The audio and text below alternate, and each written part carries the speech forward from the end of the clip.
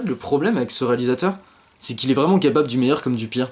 Prenons Incassable et Sixième Sens et comparons ça à After Earth et The Visit. Pas top. Salut à tous, je m'appelle Clément, j'ai 23 ans, je suis passionné par le cinéma et j'ai décidé d'ouvrir cette chaîne YouTube afin de vous parler des dernières sorties ciné à travers des vlogs critiques. C'est parti. Et aujourd'hui, quoi de mieux pour commencer avec une sortie très attendue, en tout cas moi je l'attendais énormément. Il s'agit du film Split de Night Shyamalan, sorti cette semaine et qui met en scène l'acteur James McAvoy dans le rôle principal. Il s'agit de l'histoire de Kevin qui kidnappe 3 jeunes filles sur un parking, qui les ramène chez lui, mais qui a une particularité, c'est qu'il est campé et habité par 23 personnalités. Vraiment, si vous avez pas vu de bande-annonce, si vous avez pas vu le moindre article sur ce film, je pense pas à moins que vous viviez dans une grotte, ne le faites pas. Allez voir directement ce film en étant vierge de toute bande-annonce, de tout spoiler et de toute critique. C'est vraiment quelque chose d'assez important parce qu'il y a vraiment un vrai travail de surprise dans ce film. Il faut réellement que je vous parle des points positifs de ce film, et le premier qui me vient à l'esprit c'est James McAvoy. James McAvoy, c'est le mec qu'on a dû voir dans la saga X-Men, dans le rôle de Charles Xavier, le mec en fauteuil roulant, depuis 2011. Et dans le monde de Narnia, il y avait James McAvoy qui jouait le rôle de Monsieur Tumulus. Genre il joue de la flûte de pan pendant le film. Le mec campe 23 personnalités. Dans le film, les 23 ne sont pas exploitées à l'écran, on le sait qu'elles y sont, mais il en joue 4-5, c'est vraiment les plus caricaturales du film, c'est-à-dire qu'il y a une femme, un enfant, un fêlé, un machin, c'est vraiment des gros traits de caractère qui sont accentués, et c'est impressionnant, vraiment. Je veux dire, je pensais pas que sa prestation arriverait à me convaincre qu'il y a plusieurs personnalités. Je me suis dit juste à la base, ok c'est James McAvoy, il est en femme, il est en gamin, allez c'est bon, il a juste mis le costume point barre. Non, il le joue tellement avec une intelligence, avec une finesse, que ça soit les gestes de la femme, que ça soit le côté innocent de l'enfant, que j'ai fini moi-même par croire qu'il y avait plusieurs acteurs dans le film quoi. Complètement déroutant, c'était ouf, c'était complètement ouf, ça fait vraiment partie des points positifs de ce film. Parmi les autres points positifs du film, je vais vous parler de Casey, qui est le personnage principal du film en plus de Kevin, et qui est joué par l'actrice, c'est quoi déjà son nom, Anya Taylor-Joy. Sur le coup, je me suis dit, bon allez, une nouvelle actrice, une teenage de 18 ans, ça va sentir le côté débutant, et finalement pas du tout quoi. Sur le coup, c'était vraiment une très belle surprise, et j'ai hâte de la voir dans le prochain long métrage. Faudra que je suive son actualité, et son Instagram, et son Twitter, et son Facebook. Parmi les autres points positifs du film, j'ai remarqué quelque chose d'autre que le casting qui est quasiment parfait, c'est la réalisation. En fait, Night Shyamalan a décidé pour la quasi-totalité des plans du film, de poser sa caméra comme si les plans que le spectateur recevait à l'écran étaient perçus à travers les yeux de Casey, qui est le protagoniste du film. Et c'est vraiment super intéressant, puisque au final, toutes les émotions qu'elle peut ressentir, le stress, les peurs, sont décuplées à ce que nous-mêmes, en tant que spectateurs, on ressente ce qu'elle ressente. Mais au final, c'est énorme. Vraiment, c'est cool. C'est cool, mais ça m'emmène au point négatif du film. Le film souffre à plusieurs reprises de problèmes de rythme, mais c'est impressionnant. Mais c'est dû en fait qu'il ait voulu justement ne prendre aucun risque avec sa caméra, la placer par-ci, par-là, mais sans jamais trop se mouiller. Et qu'en plus de ça, le montage ne soit pas du tout équilibré. C'est-à-dire qu'à un moment, on va se taper 2 minutes de speed et ça va être vraiment cool. Et puis après, on va passer à 20 minutes de longueur, de rythme, mais soporifique. Pour nous remettre vite fait 2 minutes de speed et retomber dans ça. S'il y a un équilibre dégueulasse et le montage est vraiment con, je suis désolé. Problème de montage, les problèmes de rythme. Et malheureusement, il y a encore un troisième truc qui a accentué les 2 premiers, c'est la musique. Juste la bande son du film, elle est quasiment inexistante. Ah si, elle est là, elle est présente, hein, mais à des petits moments. Dès qu'il va y avoir un petit peu de tension, on y met quelques notes. Et sinon, pendant toutes les scènes de dialogue, pendant toutes les scènes où on pourrait voir Kevin prendre forme d'un nouveau personnage, il n'y a rien. Il n'y a pas de musique, il n'y a pas de bande son. Je demandais vraiment pas quelque chose d'épique, orchestral, genre Hans Zimmer.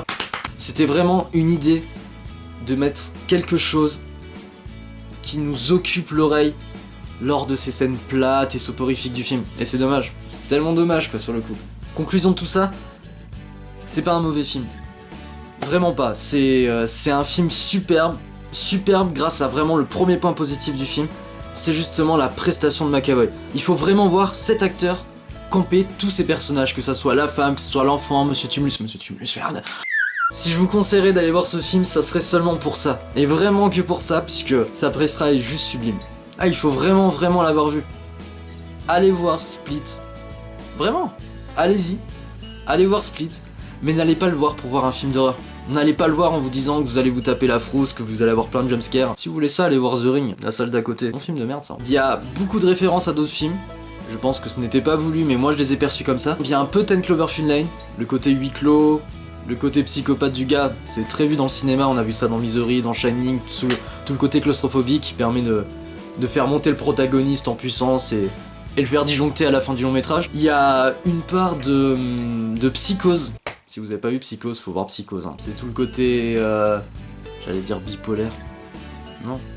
Schizophrène, rien à voir. Voilà, il y a une part de pas mal de films de référence à l'intérieur. Il y a beaucoup de codes de cinéma qu'on a vu, que ça soit dans la réalisation, que ça soit dans le dialogue et tout. Et au final, j'oublie un autre point négatif, mais vraiment, c'est peut-être le plus décevant du film. C'est la fin. Ok. Les gars, c'est nul. Je suis désolé. Enfin, je veux dire, la bande-annonce, tout le marketing qu'il y a eu autour du film, nous montrait un film de psychopathe avec ses 23 personnalités, avec tout ça.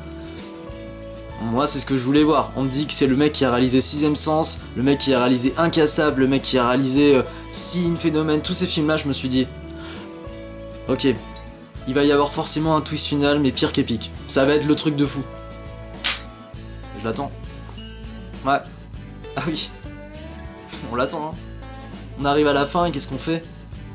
Ah, c'était sympa, mais j'ai pas trop compris la fin. Enfin, si, mais...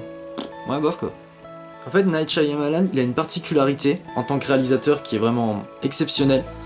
C'est qu'il est capable de réaliser donc des films à twist, c'est-à-dire un film avec un rebondissement à la fin, mais qui change complètement votre perception du film. C'est-à-dire que votre second visionnage de cette œuvre ne sera plus du tout le même que dans le premier. Je donne un exemple, et je peux me permettre de spoiler un film qui est sorti il y a 18 ans. Je vais vous parler juste de Sixième Sens, qui est... dont le personnage principal est campé par Bruce Willis, et Bruce Willis dans ce film est donc persuadé d'être vivant pendant les 2 heures de film, et à la fin du film on découvre qu'il est mort. Ce qui fait que quand on revoit une seconde fois cette œuvre, ce chef-d'œuvre même, que je vous conseille de voir, la vision du film change complètement.